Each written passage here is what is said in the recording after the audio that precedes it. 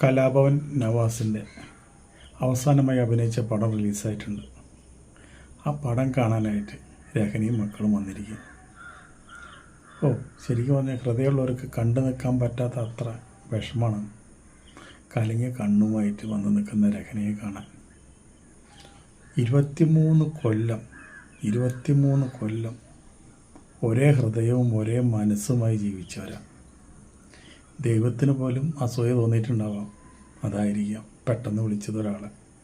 2 അണക്കിളികളിൽ ഒരു അണക്കിളി വിളിച്ചു. എന്തായാലും നമുക്ക് രഹന വന്ന് നിൽക്കുന്നതും ആ ഒരു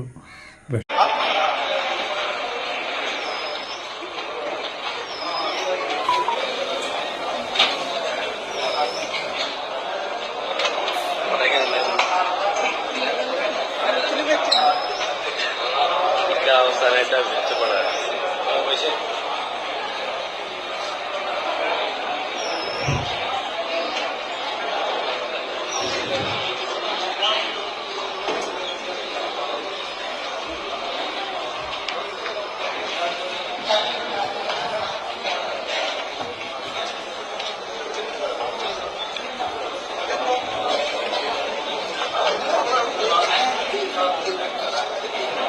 കാണില്ലല്ലോ. ഞാൻ പറയുന്നത് തെറ്റാണെങ്കിൽ ക്ഷമിക്കുക.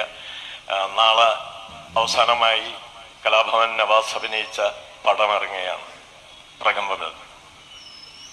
എല്ലാവരും കാണണം. അത് തിയേറ്ററിൽ തന്നെ എല്ലാവരും കാണണം. എപ്പോഴാണ് നമ്മുടെ ജീവിതത്തിലേക്ക് കടന്നു വരാമെന്ന് നമുക്ക് ആർക്കും പ്രവചിക്കാൻ കഴിയില്ല. പലതിന് ഒരു സകലകലാ വല്ലഭനാണ് നവാസ്. അവരിന്ന് വരെ ഒരു വഴക്ക് പോലും കൂടിയിട്ടില്ല എന്നുള്ളതാണ്. ഇനി എത്ര ദിവസം കഴിഞ്ഞാലും എത്ര കൊല്ലം കഴിഞ്ഞാലും മുറിവുകൾ ഉണങ്ങുമെന്ന് വെറുതെ പറയാം. ഇനിയിപ്പോൾ എത്ര കൊല്ലം കഴിഞ്ഞാലും രഹനയുടെ മനസ്സിലെ ഈ വേർപാട് മരിക്കും വരെ ഉണ്ടായിരിക്കും. ഒരു ദിവസം ഇനി നവാസിനെ മറന്നിട്ട് വേണ്ട വേറെ എന്തെങ്കിലും ചിന്തിക്കാനായിട്ട്. ആ വന്ന് നിൽക്കുമ്പോൾ കരയിന് കണ്ടു കഴിഞ്ഞ് കഴിഞ്ഞാൽ നമുക്കങ്ങനെയല്ലേ തോന്നുക. എന്തായാലും ഇതെല്ലാം അതിജീവിക്കാനുള്ള മനസ്സ് ആ കുട്ടികളും സ്നേഹിച്ച് ഇനി ഇവിടെ നിന്നുള്ള കാലം ജീവിക്കട്ടെ. എന്തായാലും പോയ ആൾക്കാർ ഇനിയിപ്പോൾ എന്ത് തന്നെ പറഞ്ഞാലും തിരിച്ചു വരില്ല.